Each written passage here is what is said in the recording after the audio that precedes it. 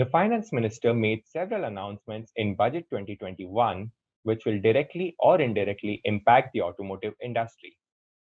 How does it affect you as a car owner or a prospective car buyer? Let's break it down. I'm Nehal Chaliawala and you're watching ET Online.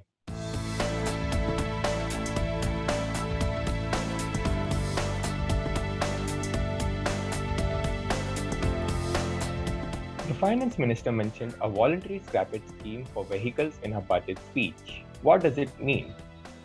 Vehicles used for personal purpose older than 20 years will be eligible for voluntary scrappage under this scheme. So far, the finance minister has not mentioned any incentive that will be given to vehicle owners. However, industry experts say that they expect some incentives to come on top of this. While there may not be an incentive to to scrap older vehicles, there will be a disincentive from keep using older vehicles.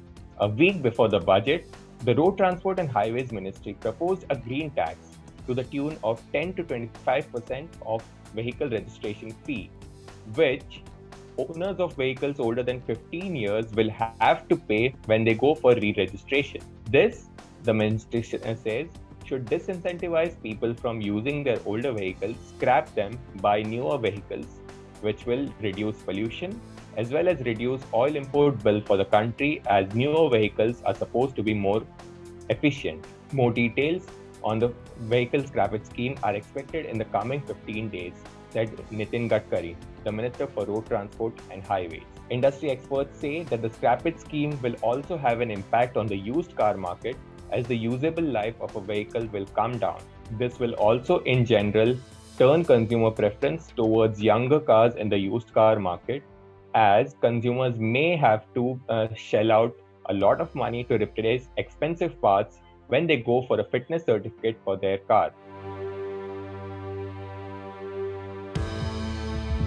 The finance minister also brought down import duty on steel products from 12.5% to 7.5%.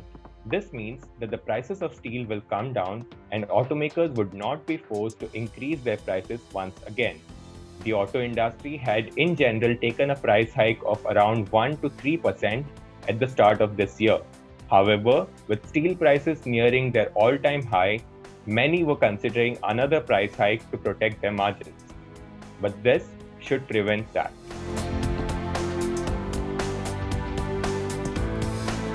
The finance minister also increased import duty on certain vehicle components. While this may not have a major impact for entry-level cars made by domestic manufacturers, for premium and luxury cars, which rely a bit more on imported components, this means that there will be a cost increase to the tune of 1 to 3%, and it could mean a price hike for consumers too.